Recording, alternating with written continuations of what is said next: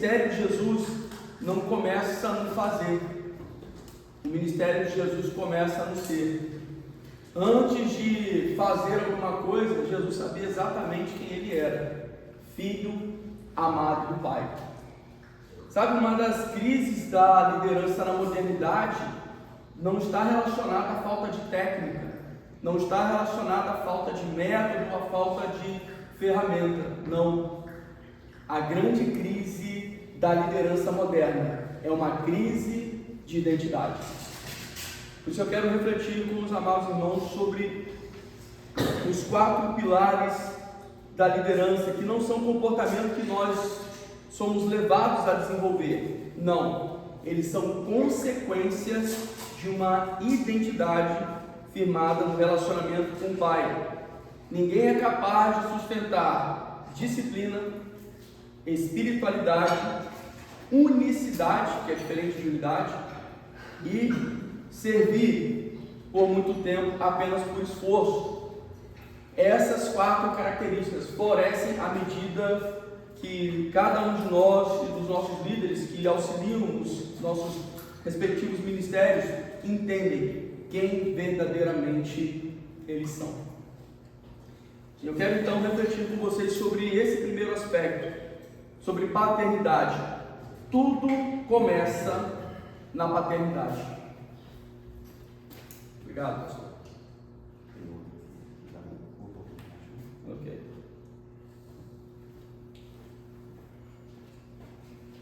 Jesus não começa o seu ministério transformando água em vinho. Jesus começa seu ministério com filiação. Porque quem não sabe de onde vem, não sabe para onde vai.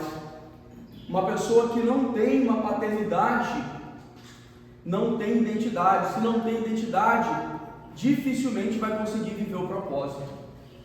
Portanto, é fundamental entendermos isso. Tudo começa no Pai. Cadê o azulzinho? Cadê o piloto azul? É o que está funcionando, né? É de baixo. Não. Obrigado.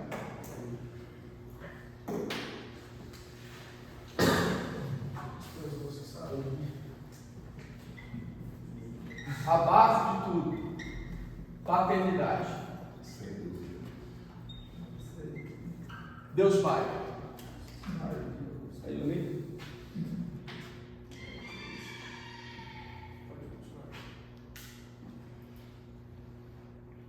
Antes de qualquer milagre, Jesus ouve a voz do Pai dizendo: este é o meu filho amado, nele eu me alegro.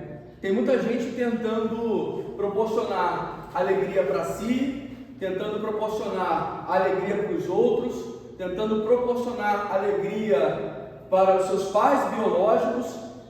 Eu vou me tornar um pastor porque meu pai é pastor, ele quer que eu seja pastor. Eu vou tocar na igreja porque as pessoas vão ver o meu talento e isso vai me alegrar. Mas a questão é que quando nós olhamos para Jesus, nós vemos alguém que alegrou o coração do Pai, que está fazendo aquilo que é o desejo do Pai, não desejo próprio, não desejo do outro. Jesus inicia seu ministério. Pastor, se tem alguém conectado no Wi-Fi, por favor, sai aí, por gentileza. Acho que está dando interferência. Vocês têm a senha aqui, eu vou mudar essa senha. Para esses momentos aqui é essencial. O roteador está distante. Sai, desconecta o Wi-Fi, por gentileza. Tá bom. A televisão está desconectando. Aconteceu isso durante a manhã hoje. Ela está desconectando e conectando.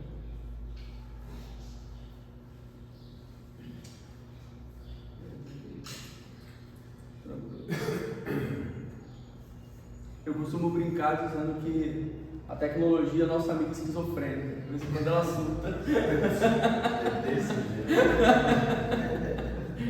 E o remédio nesse momento é a paciência. Minha opinião, o ideal é porque tem dois Wi-Fi em cada ponto, né? O ideal é deixar um aberto e um só para conexão. Eu faço tudo, vou deixar nenhum. Eu vou trazer ele mais para cá, está distante.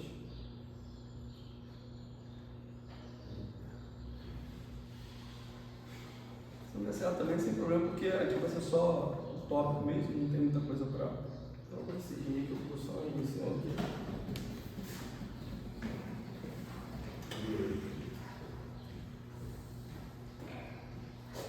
Então, a primeira coisa que nós devemos entender é a respeito da nossa paternidade. E é óbvio que não dá para, de fato, olhar para Deus Pai e ver quem Ele é enquanto tivermos conflitos com a paternidade terrena. E isso serve de um grande alerta para nós, pais. Freud vai dizer que a fé é fruto de uma neurose infantil. Ele diz que a criança tem um sentimento de desamparo na infância e por conta desse sentimento de desamparo, quando essa criança cresce, ela agora não vai mais olhar para o seu pai biológico, então ela precisa de alguém para substituir esse pai biológico. E segundo Freud, na visão dele, é esse movimento que leva a pessoa a ter uma imagem de Deus. Freud está errado, mas no vetor que ele aponta, como se Deus fosse uma extensão da figura paterna no imaginário, como se Deus não existisse. Mas, em parte, Freud tem razão, porque a imagem que se tem de Deus tem como base a imagem que se tem do Pai. Pessoas que olham para Deus enxergam um Deus punitivo, carrasco, pessoas que não conseguem acreditar na promessa de Deus. Quando você vai olhar para a história dessas pessoas, tiveram um pai severo, tiveram um pai carrasco, um pai que não exercia autoridade, era autoritário, um pai que às vezes fazia promessa e não cumpria. Então, se eles não puderam acreditar no pai terreno que era visível, como eles vão conseguir crer num Deus invisível? Então, o relacionamento com Deus Pai é permeado pelo relacionamento que você teve na sua infância com seu pai biológico. E é através desse pai que nós temos uma percepção de quem nós somos. E isso é fundamental, porque vai nos fazer olhar para Deus e buscar nele a nossa verdadeira identidade. Fazendo essa ponte agora com cada uma das letras do nome de Deus, nós temos aqui a letra D, disciplina. Quando nós pensamos em disciplina, geralmente somos tentados a pensar na relação do discípulo com o mestre, equivalente à relação de um aluno com o professor. Mas todos nós sabemos que essa não é a realidade da palavra. Quando Eliseu diz para Elias, meu pai, quando nós vemos o texto de Reis falando sobre os filhos, nas versões mais fiéis à tradução do original, ali é filhos dos profetas e não discípulos dos profetas. Por quê? Porque essa relação entre o discípulo e o discipulador não era semelhante à relação de professor e aluno, era muito mais próxima da relação entre pais e filhos. Até porque, qual que é o grande problema hoje no sistema educacional? O problema é exatamente o problema da transferência. As pessoas não têm uma figura forte de autoridade dentro de casa e elas chegam na escola e querem reproduzir esse mesmo modelo da relação com a figura de autoridade do pai e da mãe. Quando a relação com o pai e com a mãe é saudável, principalmente com a figura paterna, que é o representante da lei, o relacionamento com as demais figuras de autoridade vai seguir esse mesmo viés de uma relação saudável, de um temor saudável, de uma obediência em amor, em reverência, em respeito. Agora, quando a relação é uma relação disfuncional, isso vai se reproduzir com as outras figuras de autoridade, com as demais figuras de autoridade.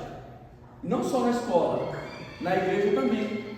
Por que tem muito pastor na atualidade caindo em depressão e sofrendo de burnout, a síndrome do esgotamento, e outros até chegando à tragédia do suicídio? Porque a relação do pastor com as ovelhas, há anos atrás, era configurada dentro de um aspecto de respeito, de admiração, de alguém que tinha uma postura de destaque na sociedade, uma postura nobre. Só que muitas pessoas almejaram esse título não por conta de um chamado para uma obra tão nobre e que exige tanto de nós, mas buscaram isso por conta de querer estar num lugar onde um dia eles viram alguém nesse lugar, não exatamente do pastoreio, mas no lugar de liderança, e essa pessoa foi desqualificada. O pai foi desqualificado por não ser alguém que exerce autoridade em amor. E aí o filho quer se colocar nesse lugar dizendo: eu não serei como ele, eu vou fazer diferente. E aí vem o julgamento e vem uma série de consequências. Então, o relacionamento proposto na Bíblia não é um relacionamento de professor e aluno, é um relacionamento entre pais e filhos. Porém, até coloquei no meu story ontem à noite, só é possível exercer uma liderança dentro de uma paternidade saudável quando você está diante de alguém que não tem identidade de órfão. Quando você está liderando pessoas que têm identidade de filho, você consegue liderar dentro dessa perspectiva. Inconscientemente eles vão transferir para o líder os sentimentos relacionados à figura paterna, que é a primeira figura de lei, a primeira figura de liderança, que ensinou autoridade baseada no amor. Lembra que eu coloquei uns tempos atrás aqui a minha definição de autoridade? Autoridade, para quem não estava aqui, na minha percepção, é o liderado olha para o líder e pensa assim: eu sei que você me ama, por isso eu faço o que você fala. Essa é a minha visão de autoridade. Um outro viés é: eu vejo o que você faz e eu faço o que você fala. Isso é algo que é reflexo dessa relação de paternidade. O filho que vê o movimento do pai, o filho que vê o cuidado do pai, a proteção do pai, o querer bem para ele, mesmo que contrariando esse filho muitas vezes, mas ele entende isso e ele olha para o líder e ele vê essa mesma dinâmica. Essa liderança vai ser permeada pela paternidade. Agora, e quando a pessoa tem identidade de órfão? Aí é um problema sério, porque se tem identidade de órfão, existe muito do desejo do amor dessa figura paterna, da figura do líder, mas ao mesmo tempo existem resquícios da agressividade contra esse pai que abandonou, esse pai que foi carrasco, esse pai que não foi presente. Então, em qualquer momento que uma atitude do líder tocar nessa ferida, o que vai acontecer? Ele vai se rebelar. Ele vai se rebelar. Toda aquela agressividade vem à tona. Uma vez eu ouvi um pastor falando que o irmão saiu da igreja simplesmente porque o pastor estava na igreja, conversando com o membro, esse irmão veio, passou pelo pastor e pensou assim: quer ver? Ele não vai falar comigo, porque ele está dando atenção para o irmão, porque esse irmão se via menor do que o outro. E ele passou, e de fato o pastor não falou com ele. Agora, olha só, coisa que a gente aprende na escola, na verdade aprende em casa e reforçado na escola. A educação diz que quem cumprimenta é quem está no ambiente ou quem chega no ambiente? Quem chega no ambiente. Ele chegou no ambiente, não cumprimentou o pastor e o irmão que já estava no ambiente, passou direto. Consequentemente, o pastor também não interagiu com ele, não respondeu, porque não teve estímulo, e ele confirmou a crença dele. Mas a questão é, esse momento aqui só serviu para confirmar algo que essa pessoa já trazia da infância. Meu pai prefere meu irmão. O que é isso? Identidade de órfão. Aí a pessoa vai transferir essa dinâmica para a figura do líder. Portanto, todas as vezes que o líder quiser implementar disciplina, ele vai esbarrar nesse aspecto aqui. É por isso que tem na igreja pessoas que vão viver uma vida disciplinada, mas muitos com aquele aspecto tropa de elite, militar, né? Sim senhor, não senhor, a ferro e fogo. Outros já vão viver uma vida disciplinada de maneira saudável e outros vão se rebelar. Os três estão reproduzindo aspectos da relação com o pai. Isso tem a ver com o filho que ficou em casa, na parábola de Jesus? Exatamente, os dois tinham identidade órfã. Tanto o pródigo quanto o que ficou em casa tinha identidade de órfão. O pródigo tinha tanta identidade de órfão que já queria a sua herança, que só é direito quando o pai morre. E o outro tinha tanta identidade de órfão que se colocava no lugar de escravo. Eu estou aqui te servindo.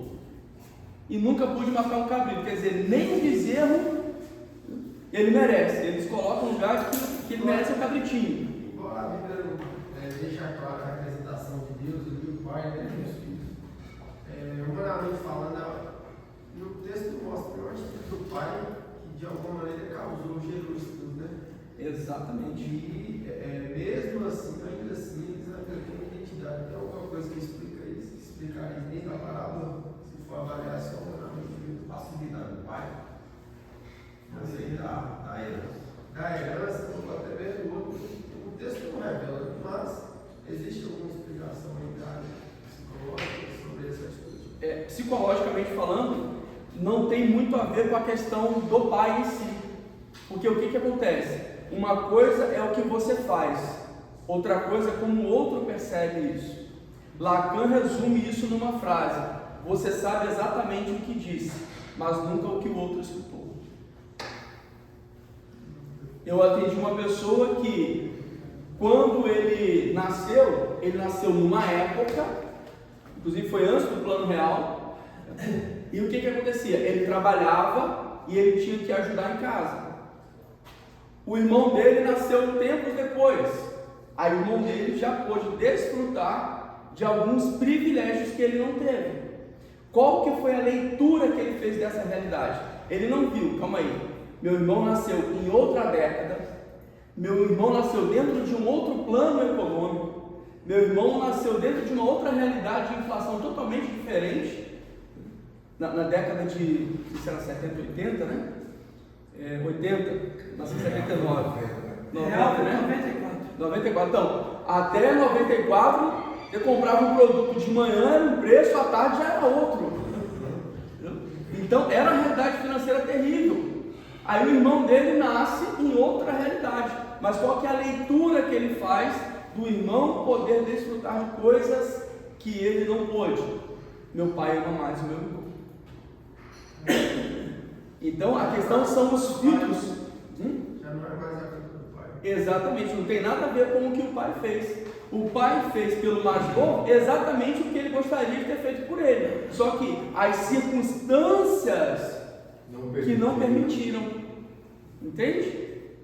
Como resolver isso? Bom, tem através da ação do Espírito Santo. O que Jesus disse? Conhecereis a verdade e a verdade vos libertará. O problema é que nós muitas vezes somos reducionistas. A gente pega esse texto e a gente atribui esse texto única e exclusivamente a Jesus. Eu sou o caminho, a verdade e a vida. Então a pessoa está presa ao império das trevas, no pecado, ela conhece Jesus, ela é liberta. Sim, mas Jesus não está falando só dele com a verdade. Toda verdade é libertadora. E essa verdade é acessível na própria relação com o Espírito Santo, fazendo a oração do salmista: sonda, meu Deus, conhece o meu coração, vê se há em mim algum caminho mau. A gente acha que caminho mau também é caminho de pecado. Não, caminho mau pode ser aquele caminho que não está me conduzindo pela verdade, mas pela fantasia, pelo aprisionamento a uma situação do passado. Então, voltando aqui para a disciplina, um líder que é um exemplo de disciplina, Daniel era disciplinado nas suas convicções, ele se manteve firme nas suas convicções. Vamos lá, Daniel capítulo 1, versículo 8. Vou abrir aqui que é mais rápido.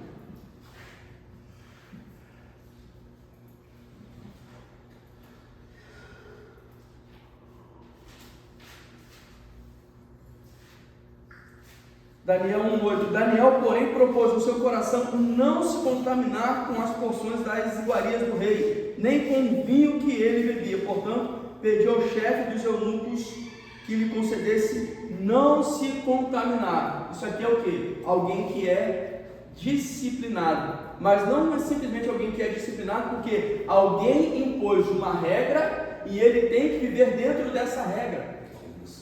Porque quando essa disciplina é fruto de uma regra externa, quando aquele que impôs a regra não está próximo, o que acontece? Todo mundo se rebela, a regra é quebrada. Por quê? Porque não é algo que faz sentido no coração. Não é algo como um filho que quer ser um espelho do pai. Não é algo que se enraizou na alma. É algo que simplesmente está presente no comportamento. A verdadeira disciplina vem quando alguém entende que é filho. Então, oi? De Israel no deserto. Exatamente. Mas já estava lá, enquanto o líder estava presente, estavam fazendo o que deveria ser feito. No momento que o líder sai de cena, eles fazem aquilo que eles queriam fazer. Isso novamente eu vou colocar a lei dentro de vocês. Interessante. Escrever na tábua do coração. Daniel chega a Babilônia já com a identidade, né? Nós sabemos quem somos, da onde viemos, não vamos nos contaminar. A mentalidade completamente diferente. Exatamente. Olha a situação do povo de Israel. Éramos como gafanhotos aos nossos próprios olhos e também aos olhos deles. Quer dizer, eles se percebiam de uma forma e achavam que eram vistos também da mesma maneira. Pessoas assim não conseguem ter uma vida disciplinada, porque elas não se colocam como discípulos. Ser discípulo não é ser alguém que foi ensinado e está repetindo o que foi ensinado. Isso aí é um grande problema que tem levado muitos filhos de crentes a se desviarem quando entram na universidade, porque a pessoa vive de acordo com um sistema de regras. Quando alguém chega e questiona a regra, essa pessoa não tem resposta. Aí fica com raiva porque passa vergonha, tem um sentimento de humilhação, se sente fragilizado, e o que acontece? Extrapola com todas as regras, vai viver o contrário.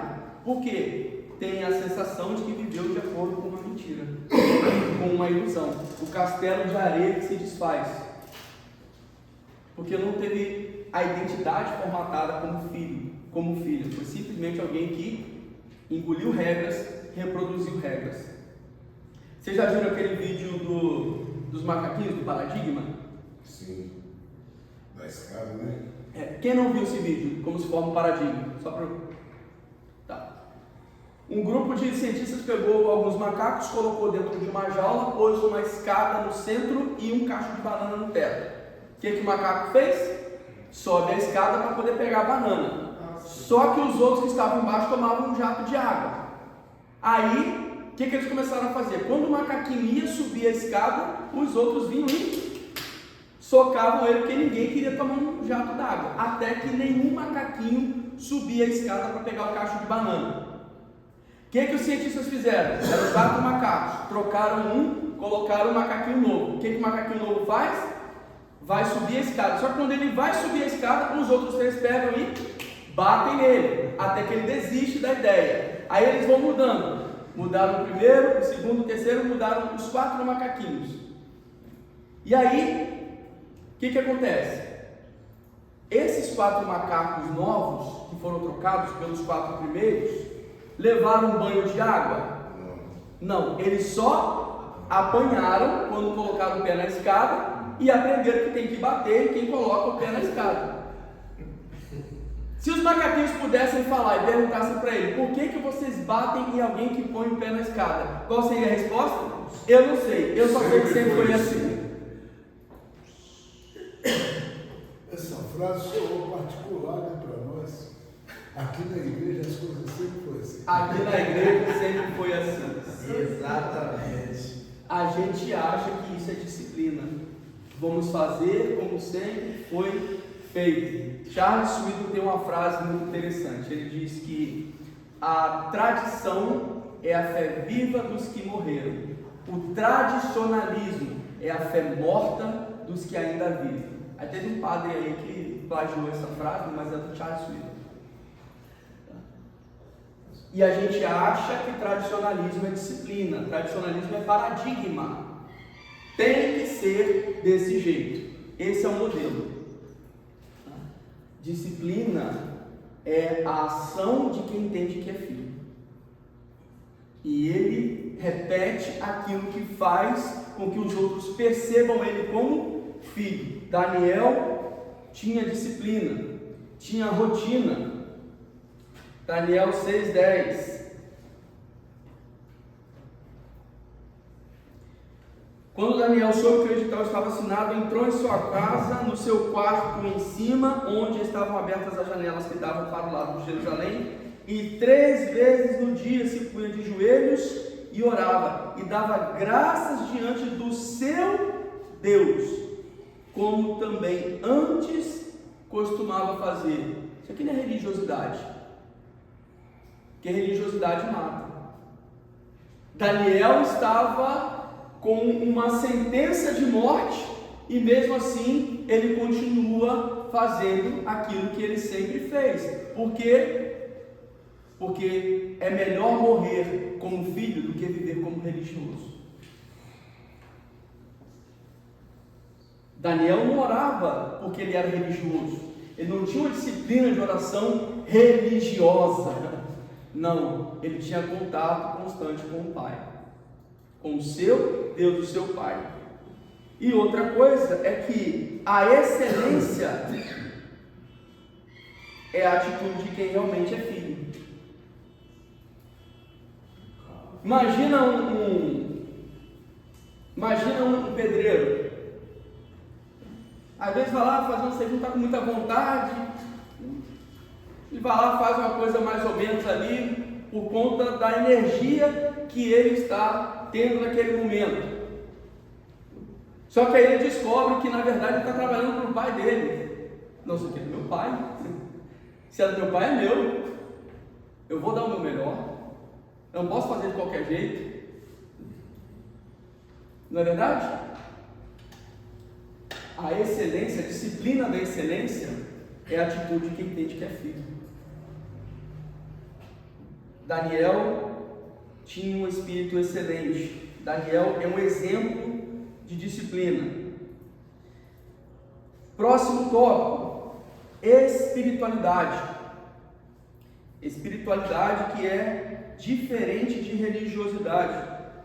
O grande problema na atualidade é que tem muito líder lidando com religiosos, quando na verdade nós queremos liderar pessoas que querem viver uma espiritualidade.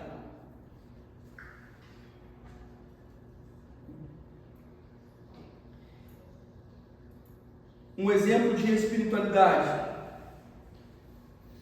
Elias. Elias não tem genealogia, Elias não tem currículo. O que Elias tem? Presença. É só isso que ele tem. É só tudo isso que ele tem. Aí tem um aspecto aí depois que também precisa ser olhado. Elias tem presença. Por isso que eu quero. Que ele afunda. Lá no de Isabel, essa falta de identidade. E talvez, de fato, Elias tivesse muita paternidade, Porque só fala que mas morreu com ele. mas pouca relação, ou não tivesse talvez ele não tivesse tido uma relação saudável com a mãe, porque enfrenta 850 homens e foge de uma mulher, e depois Deus fala com ele com uma voz mansa e suave, talvez ressignificando o aspecto materno, porque antes vem o fogo, vem o terremoto, vem o vento, tudo que remete à força, ao masculino, e Deus não estava em nada disso. Elias é essa figura, vamos lá, 1 Reis 17, todos nós já conhecemos muito bem o texto, mas é sempre bom ler a palavra. Uma vez eu ouvi um pregador falando, quando você for pregar, lê um texto grande da palavra, porque se a pregação for ruim, fica a palavra que não volta vazia.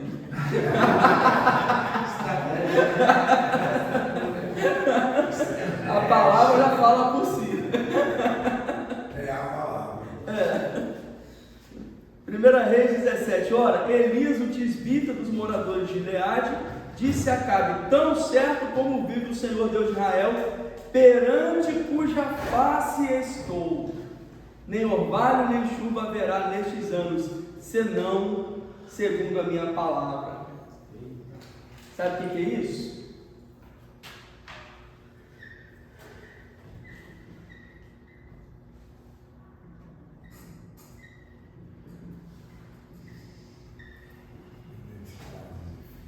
Quando você tem paternidade, você tem identidade. Elias sabia que era filho. Elias sabia quem era o pai diante de quem ele estava. Quem era Acabe? Mesmo sendo rei. Era só um rei. Um mero rei. Alguém que sentou na cadeirinha bonita porque nasceu numa família real. Só isso. Ele não, ele era filho do Todo-Poderoso, do grande eu sou. Quando a paternidade é recebida, surge a identidade. E quando alguém sabe que é filho, essa pessoa quer de fato viver uma espiritualidade. Não é alguém que vai à igreja porque a igreja virou um clube social. Não é alguém que vai à igreja porque lá tem um bom som, tem alguém com uma boa oratória, que diz umas palavras motivacionais, um ambiente confortável, com a cadeira acolchoada, o clima perfeito, uma iluminação legal. Não. É alguém que vai lá para estar junto com os outros irmãos que têm a mesma identidade de filho, para poder demonstrar o seu amor pelo Pai. E principalmente o líder. Quando o líder entende a sua paternidade, ele não tem dificuldade em viver a sua identidade. Em Romanos 8 diz que nós recebemos o espírito de adoção. E outra coisa, a todos quando receberam, deu-lhes o privilégio, deu-lhes a oportunidade, a chance, não é poder.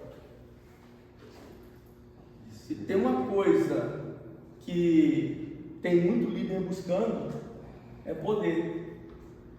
Poder para ter influência, poder para arrastar multidões, poder para poder ter prazer, quando a própria palavra diz, a todos quanto receberam, deu-lhes o poder. Qual o poder? O poder de ser filho.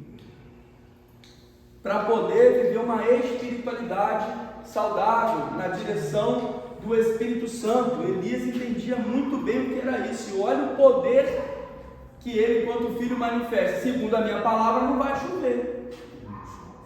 E não chove. Quantos que nós conhecemos que tem essa ousadia na atualidade? Agora, alguém que é capaz de dar um comando para o céu, antes se tornou alguém que domina os seus próprios impulsos, domina os seus próprios desejos, domina a sua própria carne. Isso é espiritualidade. Quando nós entendemos que somos filhos, não precisamos agir como servos, no sentido de mentalidade de servo. Eu tenho que fazer para receber. Mentalidade de filho. Eu faço porque eu faço parte desse reino. Uma vez eu cheguei numa igreja em Ponta Grossa, aí a pastora tinha pegado um copo d'água e deixou cair no chão. Aí eu fui lá, ela ia subir para poder cantar. Eu saí, fui lá, peguei um pano e fui secar o chão. Aí veio o pastor da igreja, estávamos visitando essa igreja lá. Aí veio o pastor da igreja e falou assim: não, pastor, não precisa fazer isso não, tem gente aqui para fazer isso. Eu falei: mas por que eu não vou fazer isso aqui a casa do meu pai? Por que eu não vou cuidar da casa do meu pai?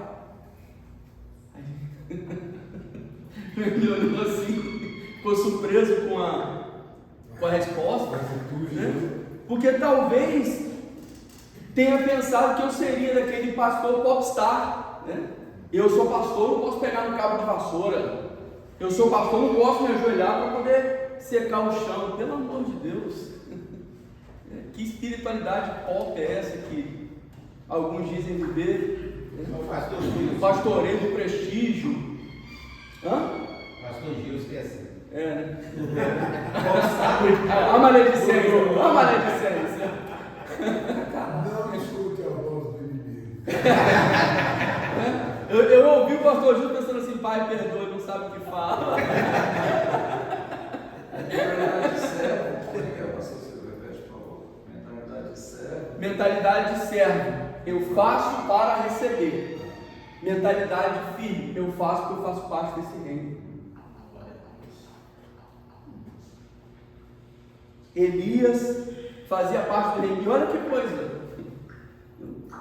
Em momento nenhum Elias está preocupado de que, se não chove, quem que ia sofrer com a escassez? Quem que ia sofrer com a seca? Quem que ia sofrer com a falta de alimento? Quem? O povo de modo geral. E ele também. Entendeu? Ele também. Espiritualidade implica em que você está implicado no processo. Elias não pediu uma nuvem exclusiva para ele, não. Estava lá padecendo junto com o povo. Ou seja, a verdadeira espiritualidade não busca privilégio. Sincero mesmo. É tanto que o Elias secou, né? Ele passou a tribulação lá. Exatamente. Estava sofrendo junto. Deus cuidou dele? Deus cuidou dele. Mas em momento nenhum ele pensou em si. Ele simplesmente deu um comando para o povo ver quem verdadeiramente era Deus. Eu não estava nem aí com as consequências, como que isso iria impactá-lo. Estava preocupado com isso não? Não estava preocupado na satisfação da sua carne. Isso é espiritualidade. É um exemplo de um líder espiritual. Outra coisa, a verdadeira espiritualidade não nasce do medo. Olha de novo a fonte aqui. Espiritualidade é se colocar como filho amado do Pai, e não como alguém que teme a Deus. Jesus falou que nós seríamos pescadores de alma. Acho que teve gente que se empolgou e achou que ia pescar de arpão, né?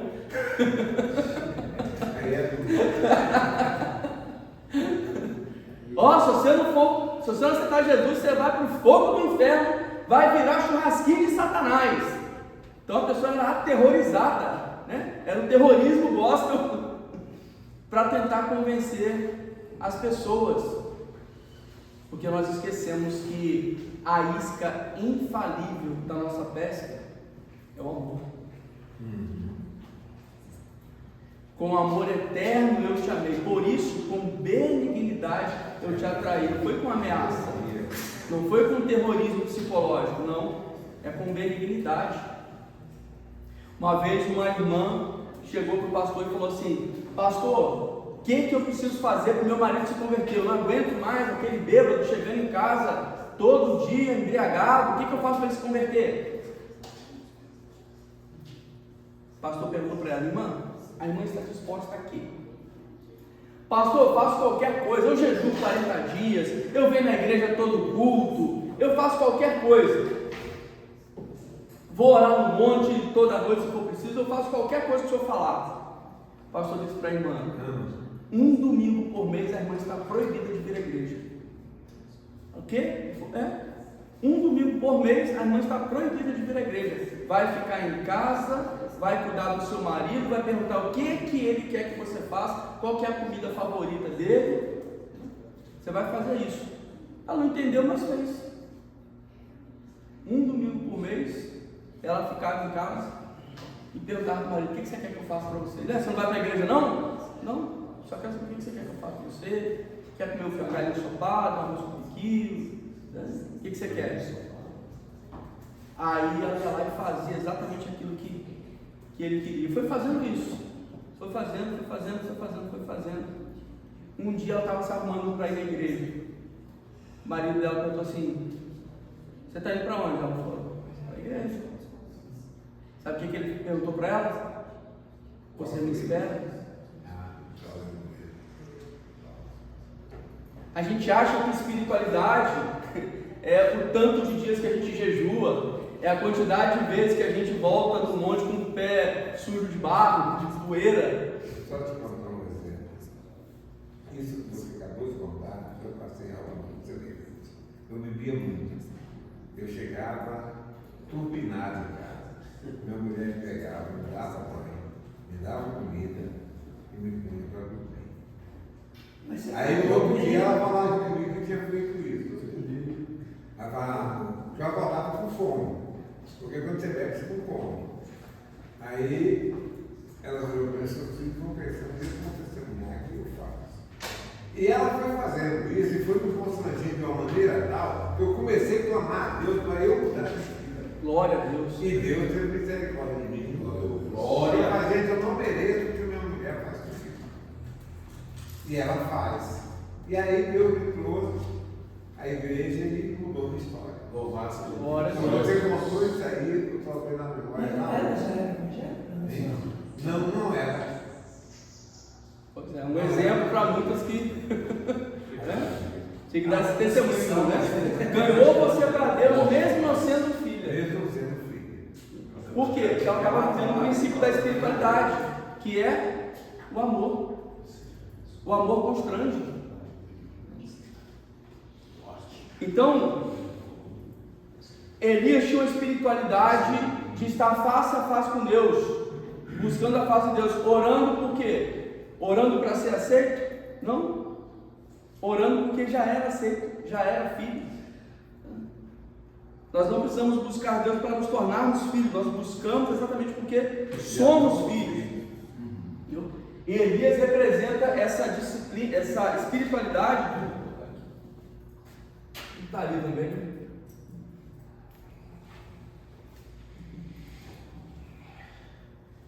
Elias representa a espiritualidade que é a manifestação da identidade de filho. A religiosidade é a manifestação da identidade de servo.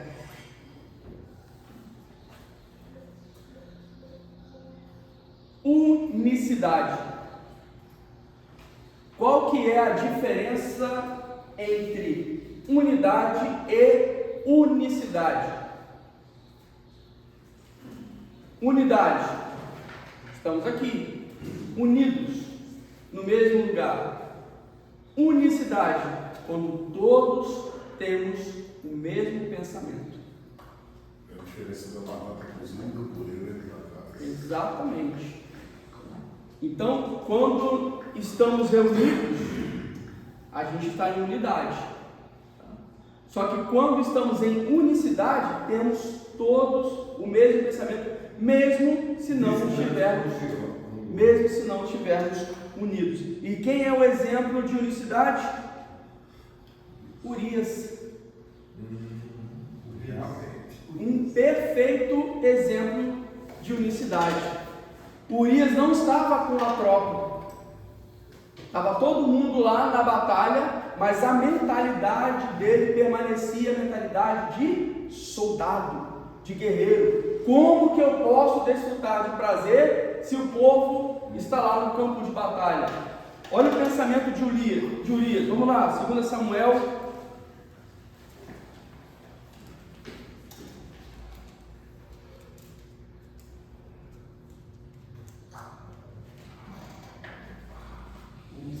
Segunda Samuel 11:11. Respondeu Urias a Davi: a arca e Israel e Judá estão em tendas, e Joabe, meu senhor, e os servos de meu senhor estão acampados ao relento. Como poderia eu entrar na minha casa para comer e beber e para me deitar com minha mulher? Tão certo como tu vives, não farei tal coisa. E olha o contraste, talvez isso aqui foi uma paulada na cabeça de Davi. Sim. Você falou unicidade, como é que você falou? Unicidade quando estamos pensando a mesma coisa, tendo todos o mesmo pensamento. Paulo vai dizer isso, Filipenses. A unicidade é quando as partes se unem e formam algo que é único. Na política, qual é o objetivo da união nos partidos políticos? Voto. Cada um está pensando em si e eles se aceitam dentro de um grupo, fingindo levantar uma bandeira. É tanto que muitas vezes você vê alguém que tem uma ideologia, mas acaba entrando em um outro partido contrário porque foi aceito ali. Eles estão em unidade? Não, mas fazem parte do mesmo grupo, mas não tem unidade, unicidade entre eles. Eles não pensam a mesma coisa. Cada um está pensando no seu próprio ventre. Agora, unicidade é quando algo único se forma a partir da relação do todo, mesmo quando eles não estão unidos, mesmo quando eles estão dispersos. Olha a igreja primitiva, foram dispersos, mas tinham o mesmo propósito, tinham o mesmo pensamento: ide por todo mundo e pregar o evangelho a toda criatura. Então, Deus quer fazer coisas na unidade. Estavam todos reunidos no mesmo lugar, e aí veio o mover do Espírito, mas depois eles estavam em unicidade. Por quê? Estavam espalhados pelos cantos da terra, mas com o mesmo pensamento, fazendo a mesma coisa. E talvez o que Jesus orou não foi pela unidade, talvez o que ele clamou foi pela unicidade. Porque quantas vezes nós vemos pessoas reunidas, mas daqui a pouco a assembleia, né? Faz assembleia, favoráveis digam sim, contrários digam não, e ninguém é contrário. Acabou a assembleia, vem um para o outro assim: mas você concorda mesmo com isso? O abençoado acabou de levantar a mão lá, concordando, mas no bastidor está fomentando uma rebelião. Então a gente tem uma ideia falsa de unidade, né? A gente acha que está todo mundo consentindo, entendeu? Mas só Deus sonda o coração. Pastor Talber, uma vez eu estava orando na minha casa, o outro pastor orando na casa dele. Aí o Senhor falou comigo assim: liga para o pastor Elias e fala para ele ler esses salmos. E aí eu levantei da oração, fui lá, liguei. Ele também levantou da oração, foi lá para entender. E aí ele falou: a oração que ele estava fazendo, buscando uma resposta para os salmos, foi uma resposta de Deus para aquilo que ele estava buscando. Isso é o que? A ação do Espírito, quando tem unicidade, cada um no seu lugar, mas todos ligados ao Espírito Santo, ao agir do Espírito Santo. Olha Urias. Urias pensou primeiro em quê? Na arca. O que a arca representa? Presença. Já pensou se todos nós, pastores, quando pensássemos nos eventos, a gente estivesse preocupado com a presença? Tem muita gente preocupada sim com a presença, mas qual presença, né? É a presença do coletivo. Nossa, aqui vai encher a igreja, vai bombar, vai ficar bem na foto para postar no Instagram, vai nem para o story não, isso aqui vai lá para o feed. A igreja, ó, Cheio de gente em pé encostada nas paredes, assim, ó, lotou. Pastor, às vezes aqui no Compass mesmo, eu recebi uma resposta de Deus, né, através do pastor Lino, que acho que foi o dia que ele pregou. A gente estou trabalhando essa questão da igreja, né, dessa liderança, uma liderança que tem o mesmo modo de pensar, e eu tenho lá uns 4 que não são dizimistas, que não são. E eles falaram para mim, pastor, mas eles têm que pagar para servir. Eu falei, não, vocês têm que servir, vocês têm que ser dizimistas porque vocês são crentes, então faz parte do ministério. E aí, através do pastor Lino, Deus me deu uma resposta que eu estava buscando, orando aqui no Compass, que foi a resposta de Saul. Saul estava mais preocupado em perder soldados do que perder a presença. Exatamente. Urias não, Urias está preocupado em primeiro lugar com a presença, com a arca. Em segundo lugar, Judá e Israel. Israel e Judá. Ou seja, houve uma visão distinta, uma divisão, mas está tudo certo. Batistas presbiterianos pensam de um jeito, assembleanos, batistas dependentes pensam de outro jeito, mas é tudo o povo de Deus. Adventista também é povo de Deus. Hã?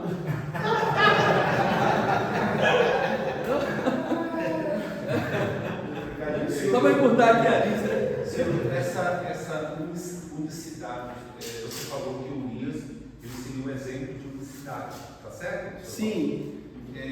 Essa unicidade não teria que ter várias pessoas para haver essa unicidade ou somente por uma pessoa poderia ser um exemplo?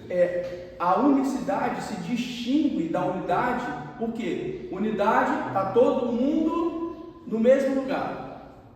Unicidade, estão todos pensando a mesma coisa. Mesmo que esteja no mesmo lugar. Mesmo disperso. A igreja primitiva.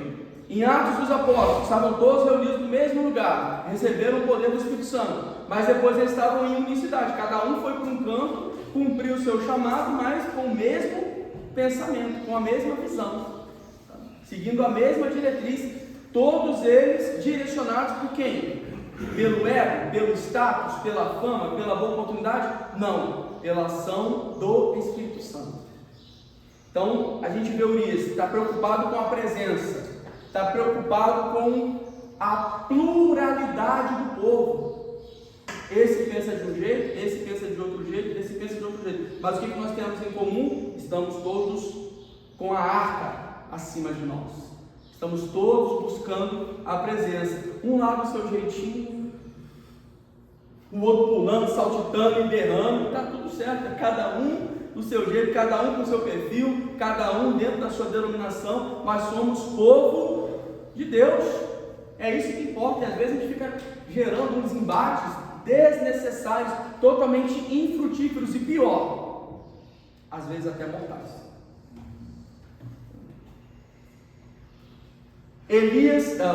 Urias pensou no seu superior. Ele fez menção de quem? Joabe, meu senhor. Deixa eu só escrever aqui, unicidade.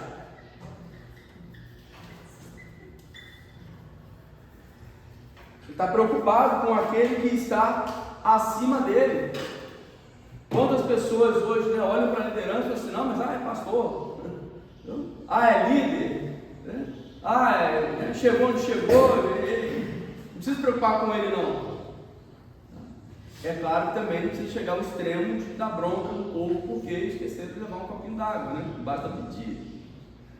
Não sigam um péssimo exemplo de alguém que ocupa uma alta posição hoje no nosso país. Lula. Falando de Lula, Cita esse nome não. Horário, Fala mal do candidato Romeu Santana, não. Agora. Ia sair como deputado, né? Sair mesmo. Se ele sair como deputado, nós vamos alejar ele. Vamos. Alejar como deputado. Eleger não. Alguém é contra aqui, ó, tá vendo? Eita, Ó, milagre isso. Ele não respondeu.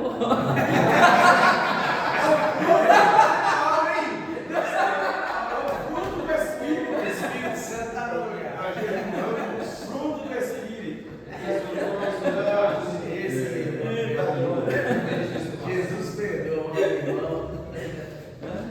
Então, olha a unicidade de Urias, a arca, a coletividade do povo. Quem está acima de mim? Entendeu? Mas parou por aí? Não. E os demais, que assim como eu também são servos, são soldados. Olha a visão desse camarada. Um exemplo de unicidade, tendo uma visão 360 graus. Nobre, visão nobre. Exatamente, visão nobre. Tá? Porque certamente aqui entre os servos, né, no quartel tem aquele que, né, entrou no mesmo ano que você e o que veio depois, é uma réplica, é o recruta. Então tinha, dentre todos esses aqui, os outros soldados, os outros servos, certamente tinha alguém que estava abaixo de Urias. Então a visão dele é uma visão inteira, 360 graus. Ele era um que estava dos 30, né? Exatamente, né? Tem esse detalhe, bem lembrado, era da elite, tá? Fazia parte da tropa de elite.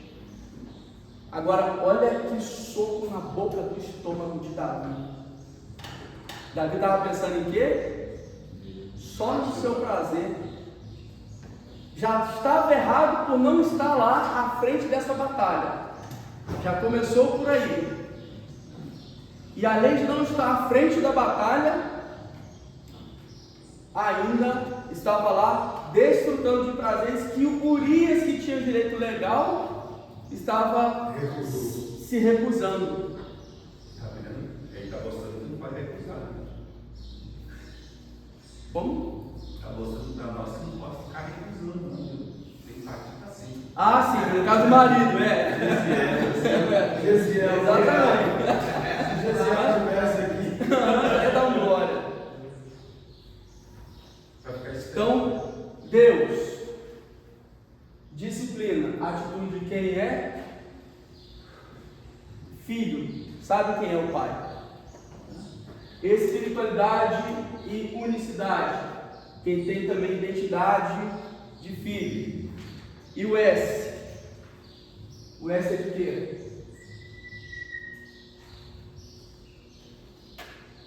Só para não colocar decrescente, né? Deixa eu botar para cá esse pai aqui. O que vocês acham que é o S?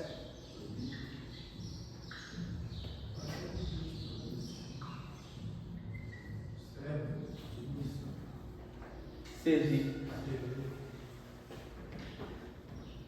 Só mais um tópico aqui também da unicidade. João 17, do 20 ao 23, estou pegando só o miolo aqui. Jesus vai dizer: para que sejam um, como nós o somos.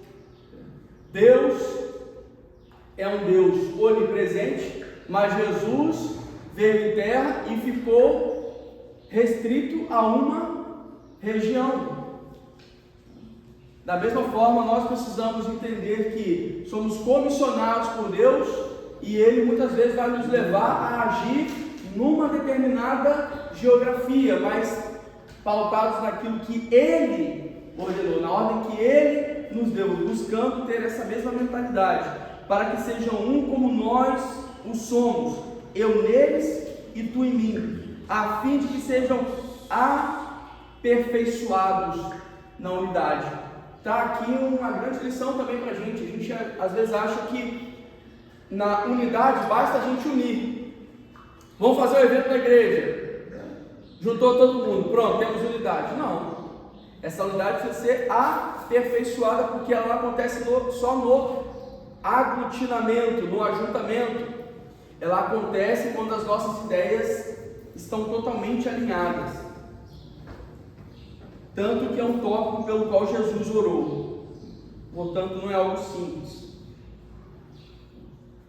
E unicidade é a evidência da filiação, porque reino é família.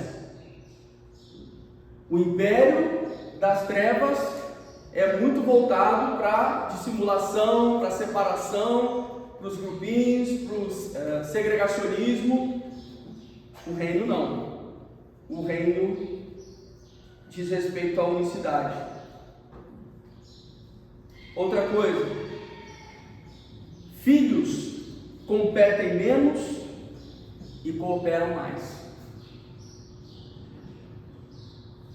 Por quê? Porque para os filhos o que importa é o olhar do pai.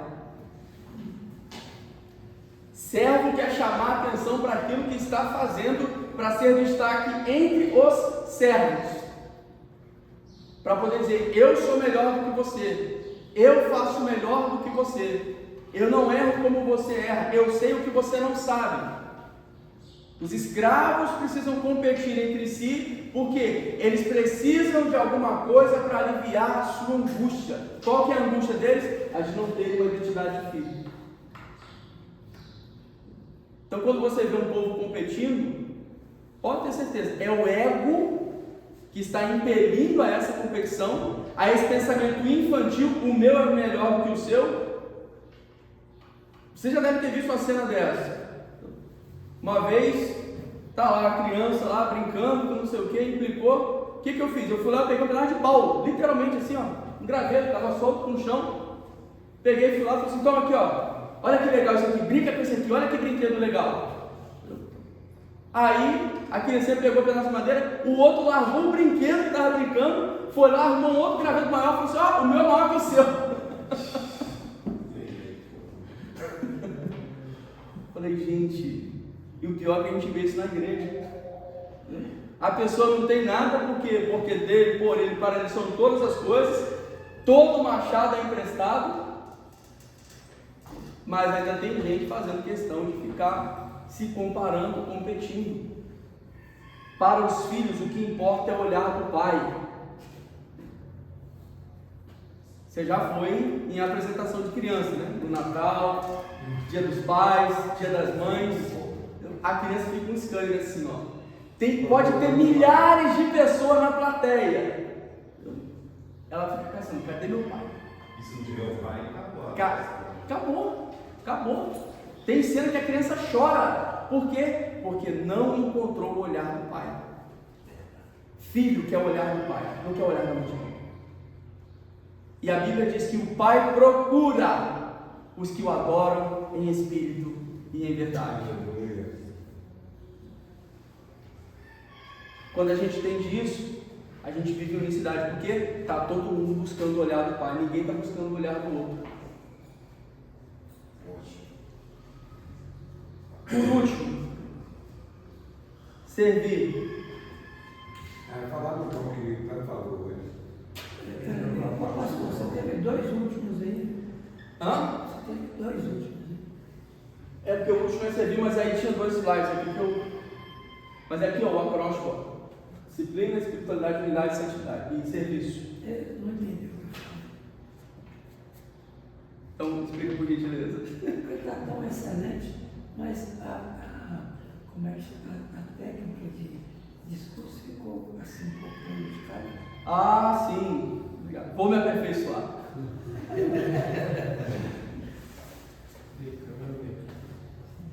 Servir. Jesus é o exemplo do serviço. João 13.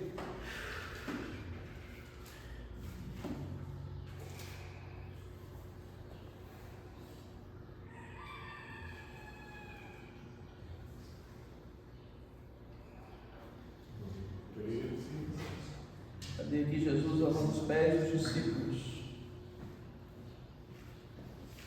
Perdão, faltou colocar o versículo aqui. 4. Levantou-se da ceia, tirou a vestimenta de cima e, tomando a toalha, cingiu-se com ela.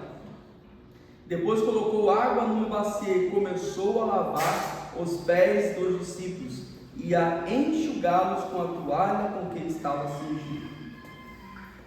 Primeiro,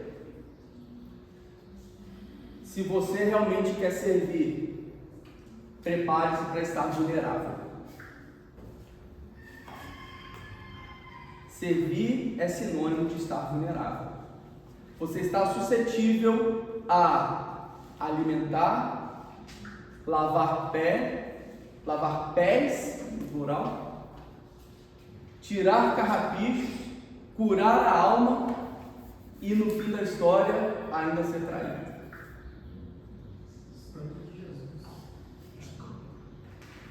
Jesus se despiu para lavar pé, ele estava vulnerável.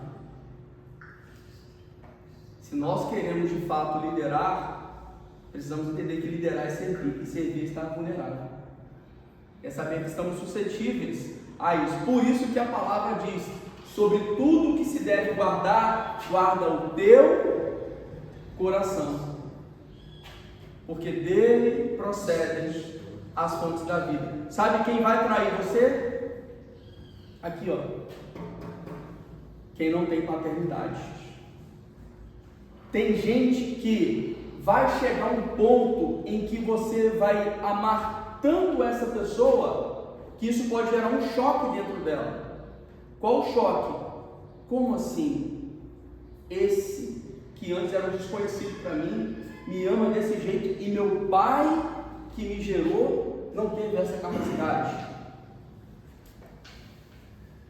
Aí, por não se sentir merecedora de tamanho amor, o que essa pessoa vai fazer? Vai te trair. Pastor Silvio, todos nós somos pastores, a gente está sujeito, suscetíveis a passar por traições, ser traídos no ministério. Qual o divisor de águas? Qual a diferença entre aquele que é traído, mas se mantém, e aquele que é traído e se estabiliza, inclusive? Identidade. Se eu sei que eu sou filho, então se aconteceu com Jesus e aconteceu comigo, está tudo certo. É isso que eu queria ouvir, porque eu ouvi sobre Jesus essa questão. Jesus ele tinha essa convicção de filho, então ele foi traído, mas ele sabia a sua origem. Não importa quem se entristece com você, o que importa é o pai dizer: esse é o meu filho, em quem eu me alegro. Não precisa ter preocupação com o restante. Engraçado. Jesus, sim. E no versículo 6, quando Pedro aproximou-se coisas de Simão Pedro, e esse lhe disse: Senhor, tu não me lavarás os pés. Pedro aí não se sentia como filho. Não se sentia digno. Porque todo filho se alegra quando o pai vai fazer alguma coisa para ele. Aí o Senhor disse para ele: olha, se isso não acontecer, você não tem paz comigo. Talvez Pedro também tivesse dito isso, porque no quartel tem a tal da missão boca podre. O que é a missão boca podre? Por exemplo, no dia de calor, aí tem que lavar o banheiro do quartel e tem que capinar a beira do valão com esgoto. Quem que vai capinar a beira do valão com esgoto no sol quente? É o recruta. Quem que vai lavar o banheiro? É o mais antigo. Então, a missão vai, quanto pior a missão, menos os soldados antigos vão fazer isso. Entre os escravos também tinha hierarquia. O que você sabe fazer, escravo? Eu sei cuidar da lavoura. O que você sabe fazer? Eu sei ordenhar a vaca. O que você sabe fazer? Nós não sabemos muita coisa não. Vai lavar pé então. Não precisa saber nada para lavar pé. Tem uma mão para pegar a bacia da toalha, já consegue fazer. Então era um serviço assim que a pessoa tinha que ser muito ruim para ser capaz de fazer só isso. Então Jesus se coloca nesse lugar de um ser inútil. É nesse lugar que ele se coloca. Aí Pedro, que muitos vão dizer que o temperamento dele era sanguíneo, que é voltado para reconhecimento, quando vê Jesus colocando nesse lugar, fala: não, o meu não, imagino eu, né? São conjecturas. Não, o meu o senhor não vai lavar, não vou deixar os senhores colocar nesse lugar para se relacionar comigo. E aí Jesus disse: se você não deixar, você não tem parte comigo. Tá? Então, Jesus é esse rei que se ajoelha. Aqui no Brasil ainda bem que não tem gente assim, mas já viu lá no Cazaquistão aqueles líderes que não se dobram? O camarada está errado. Esses dias eu vi um na internet aí, errou, e aí ele vai para a internet para se justificar. Não, perdão, ele vai para a internet para reconhecer que errou e pedir perdão. Ele diz assim: me perdoa se vocês me entenderam mal. Ou seja, o culpado não sou eu pelo que disse, o culpado é você pela sua incapacidade de interpretação.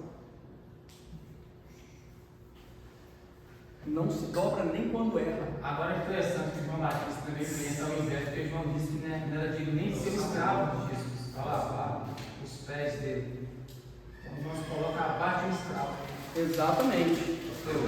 Sim. Só nesse texto de Jesus, alguns pensam que a nossa denominação ela tem uma doctrina, né, até hoje. Até essa nossa com o sétimo dia eles pegam como doutrina, que é doutrina bíblica. Jesus falou, façais, assim como eu fiz, façam nós também. Nós, a igreja adventista da promessa, não.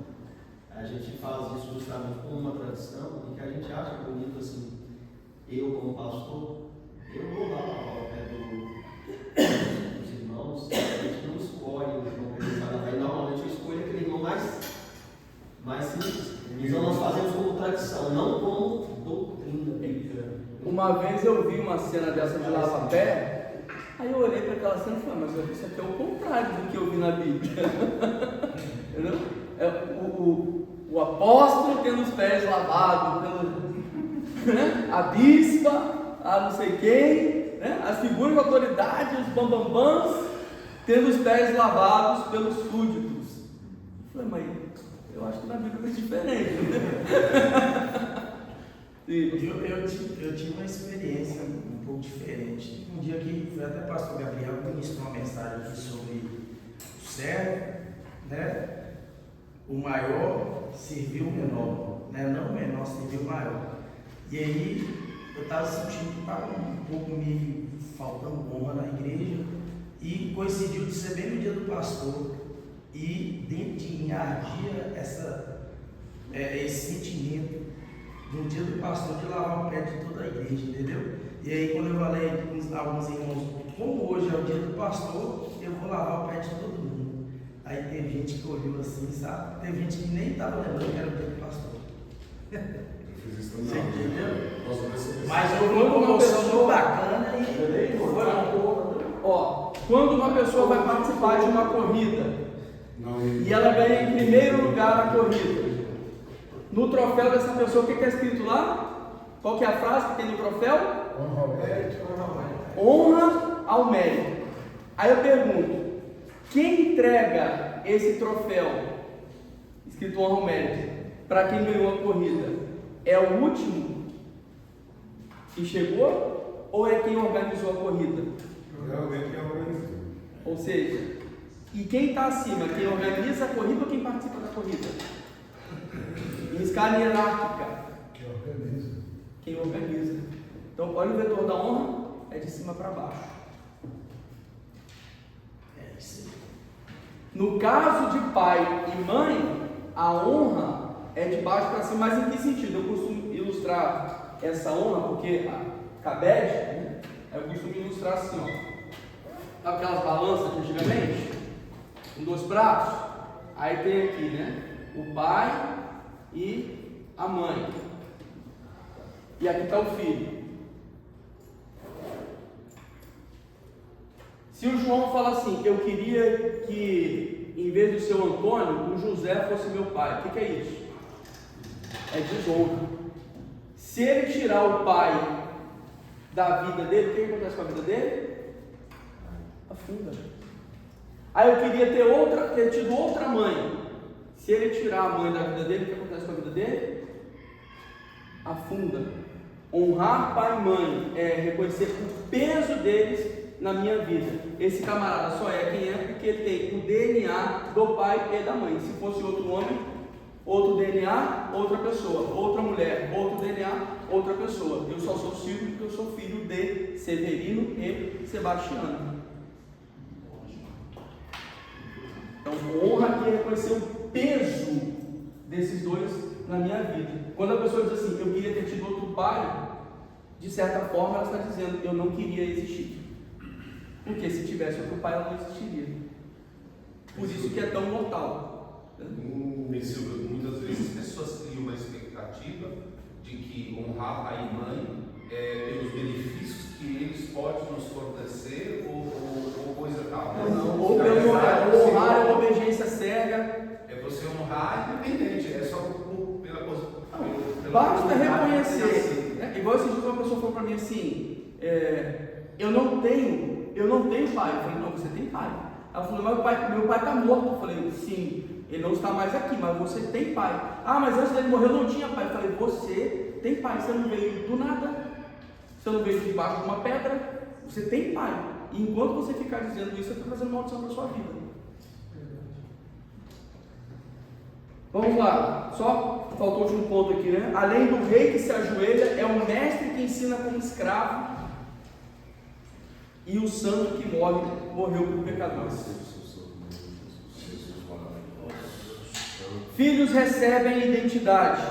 Identidade produz maturidade espiritual. A maturidade produz unicidade. E a unicidade produz serviço. A palavra aqui é propósito. Em Deus, Pai, eu tenho paternidade. E porque eu tenho paternidade, eu tenho identidade. Eu quero ser como um filho, vivendo em espiritualidade e unicidade. E como filho, eu vou imitar Jesus, vivendo o meu propósito. Qual era o propósito de Jesus? Veio, nasceu, serviu, morreu. Qual que é o nosso propósito? E esse propósito é através da ação do Espírito Santo. Ele foi batizado, desceu sobre ele o Espírito Santo. Ele cumpriu o seu chamado. Mas tudo começa onde? Na paternidade. Tudo converte para Jesus. Daniel mostra a disciplina. Elias mostra a espiritualidade. Urias mostra a unicidade. Jesus mostra o propósito final. O objetivo da liderança cristã não é poder, é serviço. Em Romanos 8,14 nós lemos: todos os que são guiados pelo Espírito de Deus, esses são filhos de Deus. Que o Senhor nos leve a viver uma vida realmente entendendo que nós somos filhos, caminhando em disciplina que não são regras, vivendo a espiritualidade que não é religiosidade, vivendo uma unicidade que é mais poderosa do que a unidade. E tudo isso para vivermos o nosso propósito. O propósito não é servir, não é ser visto. Jesus é o Filho perfeito e Ele é o nosso modelo. Amém? Que Deus abençoe a sua vida, sua família.